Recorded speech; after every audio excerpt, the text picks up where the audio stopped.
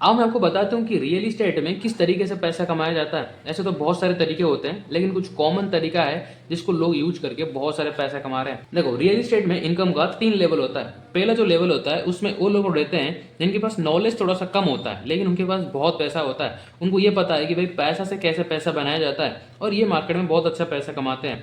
दूसरा वो है जिनके पास नॉलेज भी होता है और उसके साथ साथ पैसा भी होता है।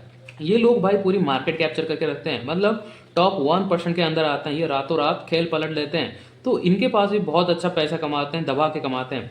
तीसरा लेवल में वो लोग होते हैं जो खुद इन्वेस्टमेंट नहीं करते हैं, इन्वेस्टमेंट करवाते हैं। जैसे उनका रिलेटिव हो गया या फिर दोस्त वगैरह हो गए, कोई भी लोग है, उनसे इन्वेस्टमेंट करवाते हैं और उनसे कुछ कमीशन लेते हैं। लेकिन छोटे शहरों में ये बिजनेस 3 लोगों के बीच में चलता है। जैसे एक हुआ बायर, सेलर और ब्रोकर, ये तीनों के बीच में चलता है। और इन लोगों का पैसा कमाने का 2 तरीका होता है। पहला होता है कि जो ब्रोकर होता है वो बायर और सेलर की मीटिंग करवाती है। अगर मीटिंग में डील डन होती है तो वो जो डील का अमाउंट होता है वहां से कुछ कमीशन, जैसे 1% या 2% कमीशन, वो दोनों साइड से ब्रोकर कमाती है।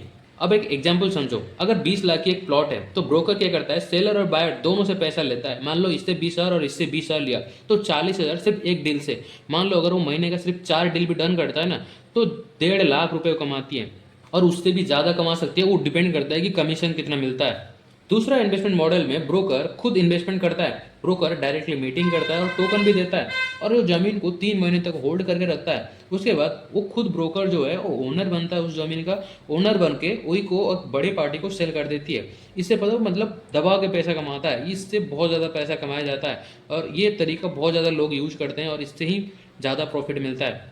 एंड और भी बहुत सारे तरीके हैं। अगर आप जानना चाहते हैं तो कमेंट पे पार्ट 2 लिख दीजिए, मैं आपको पार्ट 2 लेके भी आ जाऊंगा। अगर वीडियो पसंद आई है तो सब्सक्राइब फॉलो जरूर करिए।